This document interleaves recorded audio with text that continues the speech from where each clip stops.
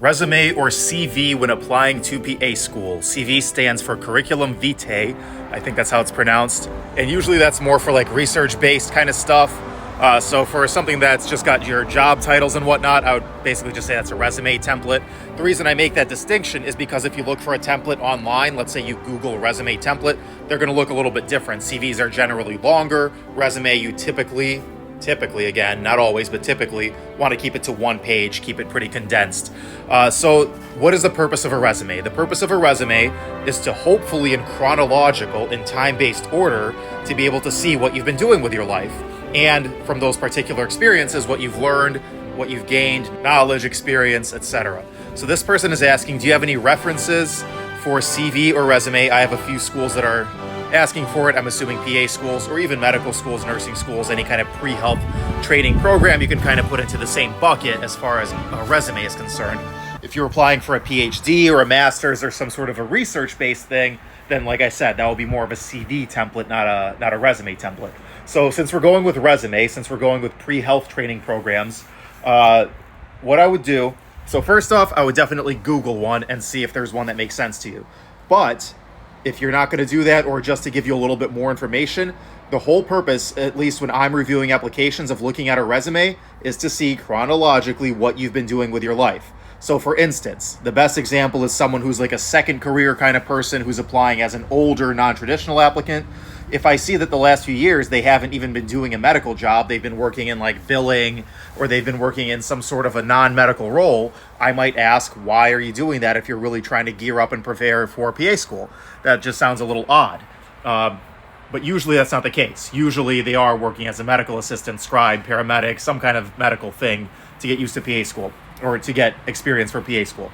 So what you want to do is you want to divide it, at least for mine. I'm not a resume expert, but my resume has definitely gotten me into school. It's gotten me essentially every job I've applied to. So I think my resume is pretty solid.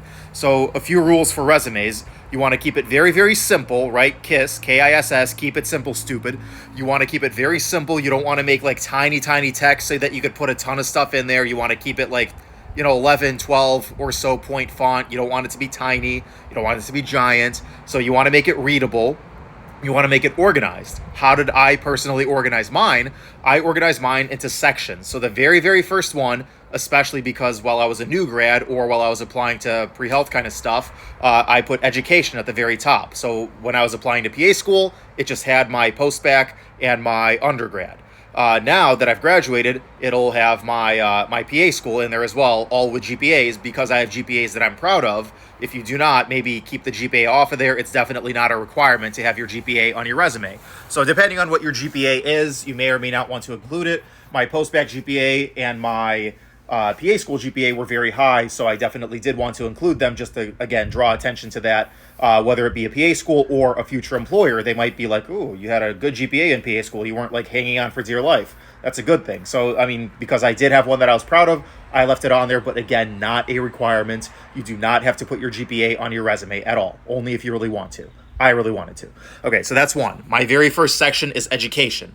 My next section is medical experience, because again, I was applying to PA school or to medical jobs. So my next section under education is medical experience. And then chronologically from most recent to oldest, I'm listing all of my medical jobs. And for me, I had a few. So it was medical assistant, and it was medical scribe, and then it was home health aide and certified nurse aide, and then all that kind of stuff.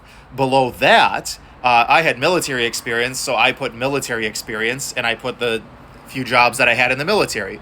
And then below that was volunteering and whatnot, which actually I may not have even put on there. I can't remember if I did. I'd have to look at it. So if there's space, you might want to put another section that's like volunteering, mission trips, whatever, extra experiences, miscellaneous experiences, whatever you want to put on there, whatever makes sense for you, you could put another section. And then below that, I actually had another section called proficiencies and certifications. And that's where I put like BLS, basic life support, all kinds of certifications I got through the Navy. What was it? It was like yellow belt, Lean Six Sigma, yellow belt, stuff like that, like certifications, awards, for instance, if you want to really bring attention to that. But again, not mandatory, not necessary, just something that I personally had enough stuff like that, where I wanted to list it on there and actually bring attention to it in my resume.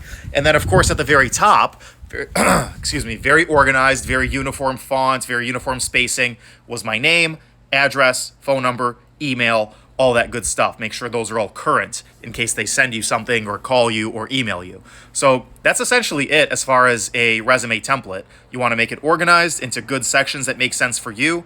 If you're applying for school or you're applying for like one of your first jobs, education, I personally think should probably be at the top, where you went to school, the degree you received, what dates you were there. This is going to be the same format for all the sections, is where it was, like what was the institution. Right below that, or right next to it, would be where that institution is located. You know, Syracuse, New York City, New York, freaking, I don't know, Albuquerque, New Mexico, wherever you might be.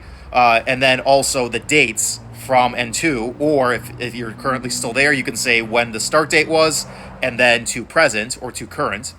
Present would probably be more correct. So you want to list what it was, what the institution was, or actually better yet, what the job title was or something, what the institution was, where it was located, and the dates that you were there, or the date that you started, and present. So those things have to be there.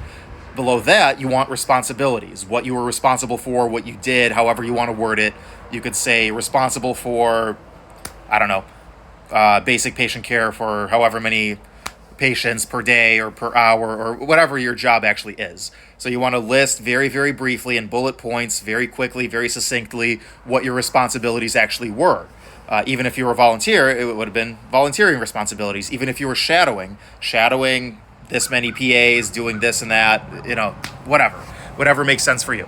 So those are the basics of resume that I would put in there. Again, rules that I would probably follow if you're doing this for a pre-health type thing or for a job: keep it simple, keep it well organized, keep it easy to read. So decent sized font, I'd say 12 points. Doesn't matter what font it is, as long as it's not really goofy. And yeah, that's all I would essentially do. Can't really think of anything else to say on the resume. The whole purpose of it is just to see what you've been up to, and to see how organized it is, how organized you can make it, what you learned at each one of those. It's basically your resume, as well as every other part of your application, is another chance for you to show how organized and how just kind of squared away and good you are as a professional. So you want the formatting, you want the spacing, you want spelling, you want grammar, you want all of that to be solid and consistent in your resume as well. Because if I see your application's really solid, but then I see your resume is a total pile of crap, I'm going to say, okay, this person is not consistent. They gave me, an admissions person, I'm not an admissions person, but I'm speaking as if I was one. They gave me something to read that they're not really proud of, that they didn't take the time to really button up and make really good. So make your resume really solid. And I'm also going to, not to call you out here a little bit, but just to call you out here a little bit, your grammar in this comment is not correct.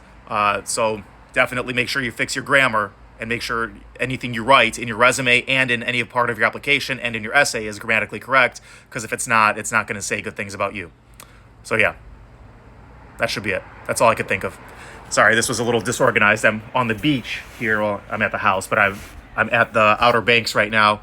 So I'm not thinking exactly straight. I might be a little bit sunburned and a little dehydrated. But yeah, anyway, guys, I'm going to try to get to a few of these questions. I know I've kind of been slacking the last few days since I've been here. But yeah, any other questions on applying to PA school or anything else I talk about on the channel, go ahead and shoot them my way. I'll try to get to them whenever I can. And yeah, hope you all have a good day.